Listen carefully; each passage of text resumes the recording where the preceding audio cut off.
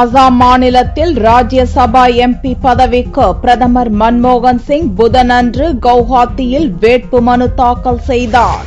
பிரதமர் மன்மோகன் சிங் அசாம் மாநிலத்திலிருந்து ராஜ்யசபா எம்பியாக தேர்வு செய்யப்பட்டார். அவரது பதவிக்காலம் வரும் ஜூன் 14ஆம் தேதியுடன் முடிகிறது. அதேபோல அசாம் கனபரிஷத் கட்சி எம்பி குமார் தீபக் தாஸின் பதவிக்காலமும் அதே நாளில் நிறைவடைகிறது. அதனால் 2 எம்பி பதவிகளுக்கும் தேர்தல் நடத்துவதற்கான அறிவிக்கையை தேர்தல் கமிஷன் செவ்வாயன்று வெளியிட்டது.